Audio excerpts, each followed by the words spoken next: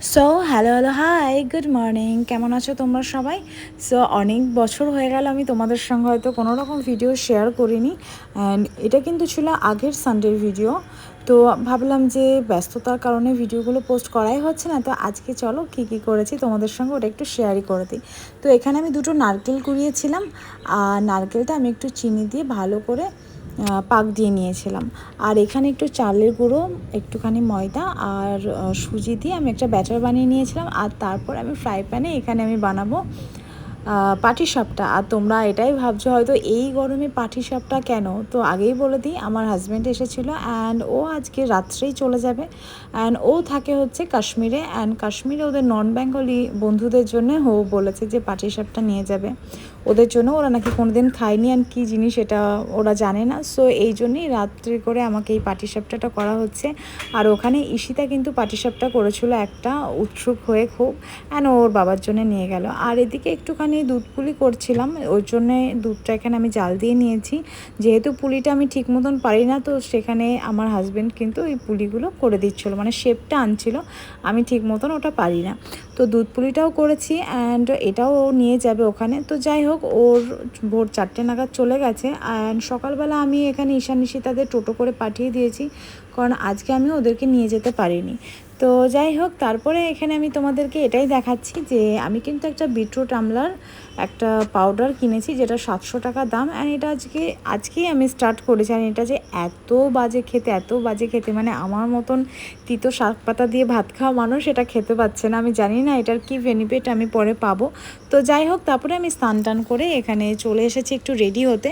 And বলে দিই আজকে ছিল সোমবার, তো আমি কিন্তু স্নান টান করে পুজো টুজো দিয়ে খাওয়া দাওয়া করে রেডি হতে চলে এসেছি।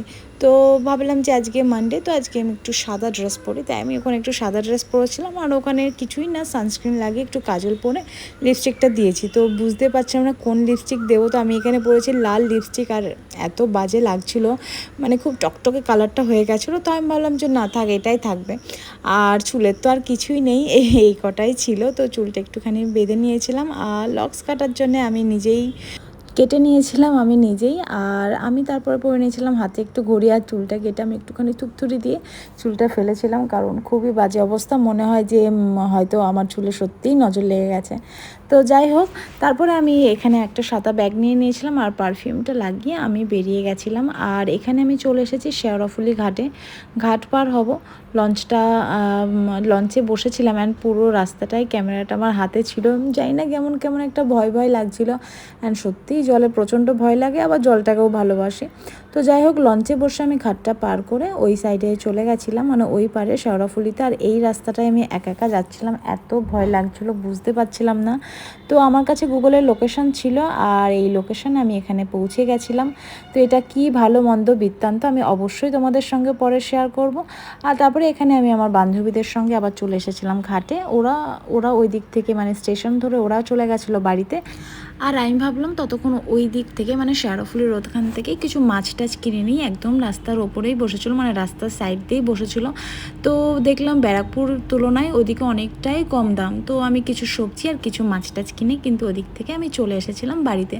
আর বাড়িতে এসে ফ্রেশ ট্রেশ হয়ে খাওয়া দাওয়া করে আমি একটু ভাবলাম একটু স্কিন কেয়ার করা যায়, বিকজ আমার স্কিনটা তো হয়তো তোমরা সবাই জেনেই গেছো প্রচণ্ড ড্রাই। সো আমি এখানে একটু লাগিয়ে নেবো শিট মাস্ক, অ্যান্ড এটাও আমি কিনে নিয়ে এসেছি ওখান থেকে 199-এ। তো শিট মাস্কটা একটু লাগিয়ে নেব।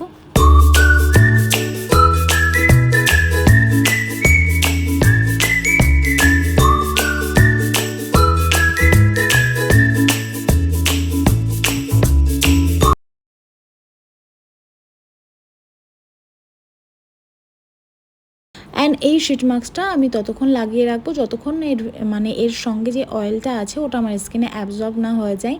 আর এক্সট্রা যে অয়েলটা ছিল এটা কিন্তু আমি আমার গলা টলা দিয়ে লাগিয়ে নিয়েছিলাম, মানে এটা ড্রাই স্কিনের জন্য খুব ভালো, যাদের ড্রাই স্কিন 15 দিন পর কিন্তু একবার লাগানো উচিত। আর যাই হোক, তারপরে এইসব করতে করতে ভাবলাম যে একটু কিছু খাই, তো দেখলাম ফ্রিজে আম কাটা রয়েছে। আর আমটা আমিই কেটে গেছিলাম বাচ্চাদের জন্য, বিকজ আমি তো বাড়ি ছিলাম না। ওরা যদি স্কুল থেকে এসে ওদের খেতে মন চায়, তো যাই হোক আমটা খাচ্ছিলাম। আমার একটা রসগোল্লা নিয়েছিলাম, ওটা খেতে খেতে আমার স্ট্রিট মার্কসটা আমি খেয়ে নিচ্ছিলাম। সো এই তো ছিল আমার সারাদিনের ঘোরাফেরা, থাকা, খাওয়া দাওয়া। তো ভিডিওটা কেমন লাগলো অবশ্যই আমাকে জানিও। চলো পরের কোনো ভিডিওতে দেখা আছে, ততক্ষণের জন্য টাটা।